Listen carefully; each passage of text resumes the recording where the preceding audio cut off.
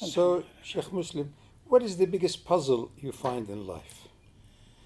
Amongst the people you're with, yourself, others. What is the most repetitive challenge?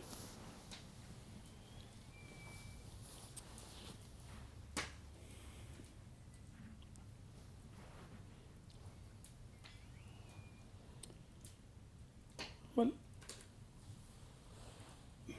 obviously many people have many challenges, and I get a lot of questions, not the least from the many school classes we receive at the mosque, mainly from college level.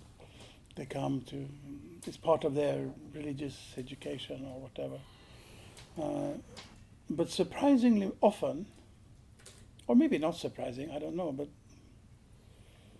notably often, I get the question, what is the meaning of life? Or phrased in maybe slightly different words, but that is it. That's brilliant. That's great. I mean, that's the universality. Yeah. And suffering and uncertainty and fear and sorrow. What's the meaning of life? Why? That's beautiful.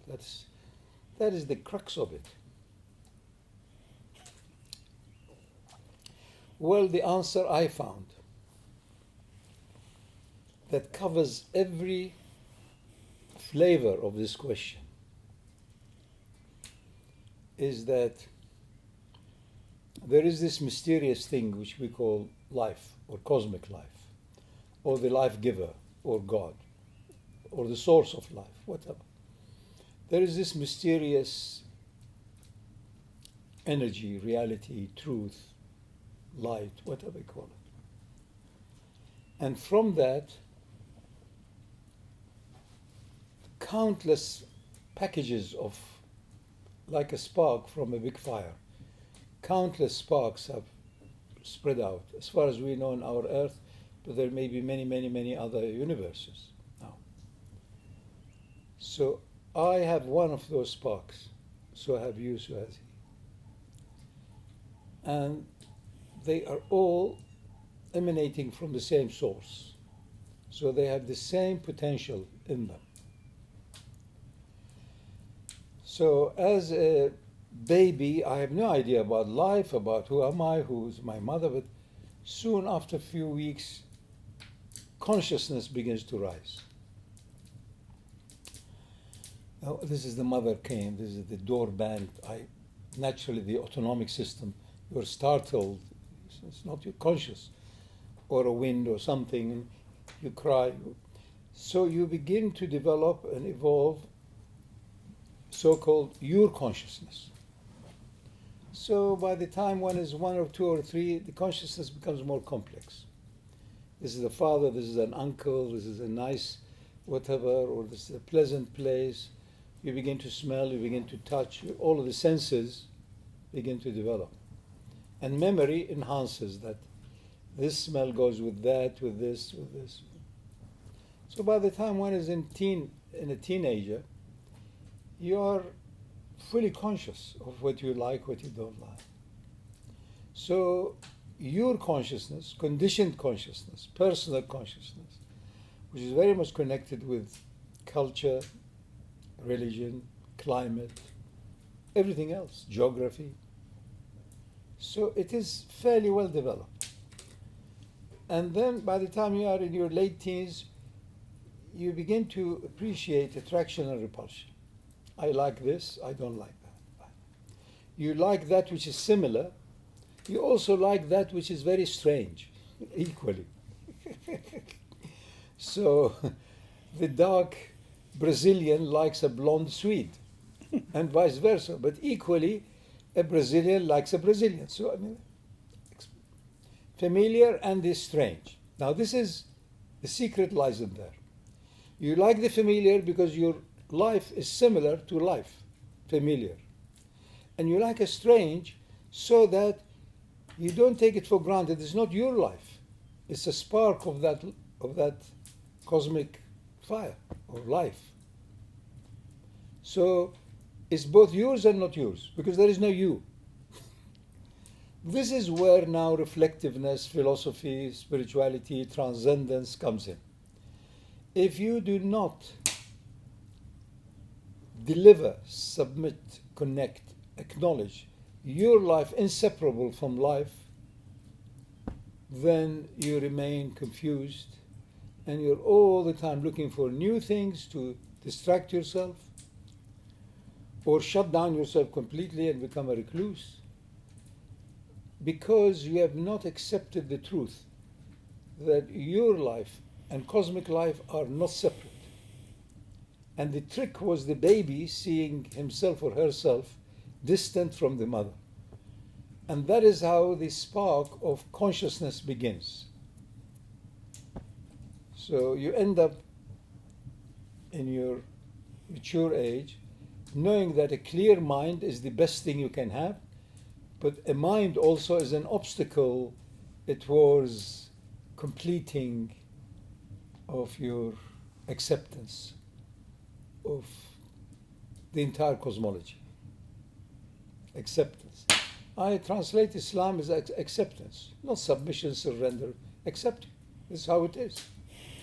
So the meaning of life is that there is something continuous, eternal, perpetual, not subject to any change, any shadows, any good or any bad. It is not the yin and the yang. It is beyond it. It's the origin of it. Balance, mizan, all of this is necessary for my survival. But they do not help me with my arrival. So the meaning of life is that there is this mysterious perpetuity which we allude to as having created paradise, which we all yearn for. In paradise there is no good or bad. Before you think of anything, if there is such a thing as thought, it's already been met.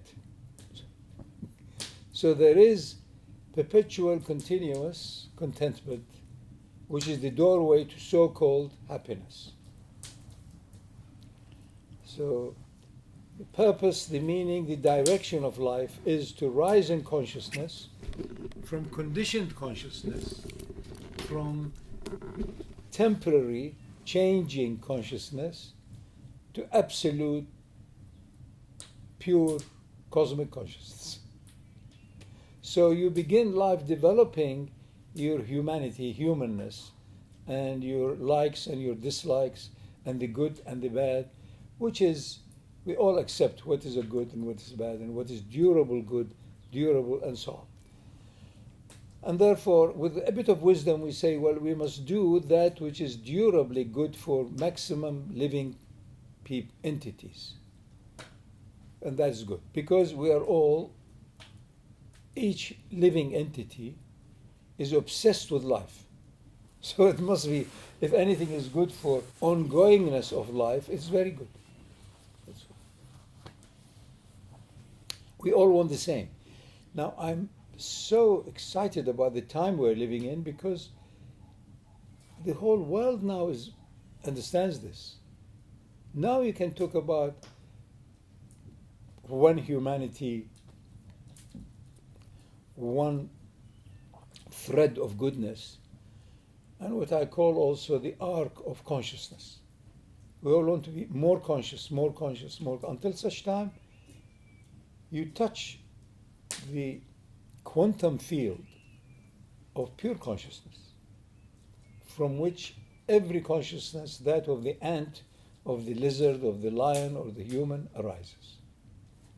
So there are a whole spectrum of these touches of consciousness, all emanating from, if you like, cosmic consciousness, and giving rise to a bit of a personalization. It's my consciousness. This is my life. True. But where will it go when you die? Where was it before you came? It will continue. Now, the issue that religious people or world religions have addressed, but often it becomes a bit unclear, which I think the Quran actually has it clearest of all, is the hereafter. Because the Hindus have it also in many different ways, and from it arises the idea of reincarnation and accountability. Now, the Abrahamic tradition, I think, are more fortunate in that nothing is ever lost, nothing is ever forgotten. It leaves a trace. So, and you will see it as much as you were trying to avoid it now. What you wanted, what your inner intention was, you will face it. That is the, if you like, the Quranic description of accounts and left hand, right hand, and hell and fire. It's an aspect of purification. That you are here to discover that which is there, here, everywhere, and yet nowhere, because it's not catchable in space and time. So you are here for that. And if you don't do it, then you have wasted it. And you are accountable for that. All of the other things in life are distractions. Your career, your family, but they can be very good distractions. To watch your own baby grow, it's you. You're watching yourself, because you didn't have a chance when you were, yourself, because not enough clarity of reflection. So to watch a child, they're the same. They develop more the sensory part, the taste, the touch, everything goes in the mouth. And then the sight, and then the hearing, and then the smell. So develops until early teens, and then coordinating of the incredible body mechanism. The slightest pain, you shout, because you don't want discordance. Pain is discordance, disconnection. So you want connectedness, that means it's already connected. Whatever we want is already done. But we don't see it, because we are on a special track. Whatever you want is already there. The goodness, kindness, beauty, majesty, and destructiveness has got both beauty and majesty. It's all there. It's happening all the time. So there is nothing. So therefore, we have to respect it. And in some of the older traditions, like including Jainism, said, do not touch anything. It's not. Just revere it. Really, it is doing its thing. And also, in our calculation, it's taken billions of years. So who are you to destroy it? Now we are beginning to have that consciousness of destructiveness, what we have done, what we are doing. Too much, too much, too much. So I think it's the most wonderful time we're living in. And as I said yesterday, I really feel the northern part of Europe, especially Scandinavia, will play a big and an important role in restoring the balance in a postmodern way. In that, don't deny yourself any of the comforts and ease, but flow with it. And don't change name, don't change religion, don't do anything, just witness, witness, witness. And my guide in that is the ayah describing the duty for anybody on the prophetic path. Inna arsalnaka shahidan. Witness, witness. And Muhammad often said, sallallahu alayhi wa sallam, Allahumma arini al-ashya'a kama hiya. Let me see things as they are. Witness, without my judgment. Witness, witness. Now, for someone like you who is very much involved also in teaching, my advice would have been, yes, do judge it. You can't but judge, because you have already accumulated your value system. Judge it, this is not good, but then put it down and witness it. See if you can help it, if you can do something. So you cannot, it doesn't work. So don't judge. No, judge, but then stop. And then I'll see if there is anything sensible, wholesome, non-regrettable that you can do. So inna arsalnaka shahidan, to witness. Wa mubashiran, give them the good news. There is perfect cosmic governance. That's the purpose of life. To witness some perfection beyond my judgment of perfection. Really, that's what it is. And then after the good news that if you have not done this, you'll be depressed. That's the third part. Nadhira, warn them. You'll be miserable, you will never be content, you will always be accusative, So if you are not content, and having realized that you, I, he, she, everybody under perfect governance, then you're not secure. And the earth we are in and the mind we have is completely given to uncertainties and insecurities. So you can't change that. You can sublimate. You can transcend it by saying, of course, I wasn't looking and it was slippery, I slipped and gravity takes place and I fell. So your inner smiles and your outer cries with pain. That's fine.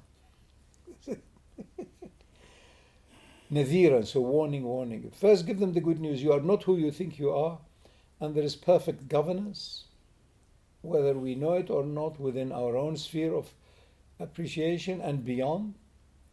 And if you are not seeing that, then you are not seeing properly. You have not moved from sight to insight. You have not moved from earthly wisdom to spiritual wisdom. So that's the warning. وَدَاعِيًا إِلَى اللَّهِ بِإِذْنِهِ. Call people to this truth. If they can hear it, that is what it means, بِإِذْنِهِ. Idhn also means ear, if they have ears for it. If not, most people don't have the ear, it's clogged, blocked. وَسِرَاجٍ مُنِيرًا. And there is no one, as it happened with Muhammad so many times, وَتَرَكُوكَ قَائِمًا. Here he was trying to do the Jum'ah. And the caravan came from Medina, they all ran to buy, because they can buy better bargains. So, he said in the Quran, he said, and they left you standing there doing your adhan. They run. They go for the immediate benefit. Everything we do is for benefit. And it starts with immediate benefit. Then slightly longer benefit. So we say, oh, the child is intelligent. He didn't eat the sweet because we promise if you don't eat it, tomorrow you get double. All that trick of stupid psychologists. So everything I think of, do, touch, is for benefit. The ultimate benefit is to be present. It's not to accumulate it. There's nothing wrong in having some security for tomorrow's meal or whatever, or a roof. But where do you stop? Who is your reference? Who is the mirror? You see, so, وَسِرَاجًا مُنِيرًا. And if they leave you and run away, you are in the light. So take advantage of you being left. You're quiet. Enjoy it. Enjoy the perfect union with the source of unity. That's all. So it has to be existential, conduct related, and light upon light. If you take the light out of it, then it becomes boring Sharia. It becomes only Confucius. It brings stability, connectedness, essential, but not enough. Especially when there is welfare state as it is now, people are not desperate for supper. Now you need transcendence. The purpose of life is to be at one with the source of life, which is never ending. Once I know life doesn't end, and my life is not separate from that, then لا خوف عليهم ولا هم يحزنون. It goes. Whatever it came to, it's not my business. My business was to be in total obsessive adoration. And occasionally I'm given a little bit of a respite of a bit of a distraction, enjoyable distraction. Plow the field, cut the flowers, do this, open the thing, make a fire. How wonderful. Because especially earlier on, for people who begin to realize, accepting the truth that they are not who they think they are, is too heavy. So they quickly go to sleep. I'm sure you notice it when the people come to you. After a little while, they want to rest, they want to sleep. Yes. It's too much, you see. So they go to sleep.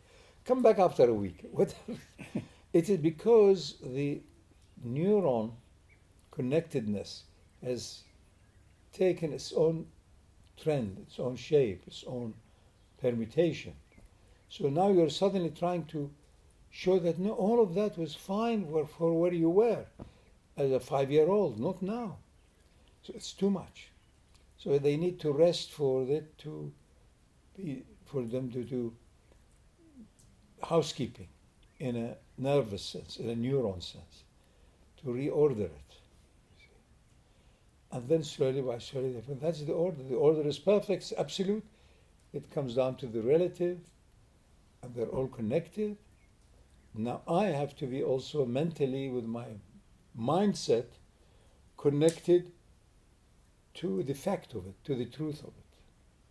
One of the biggest things of the Chinese system of Confucian and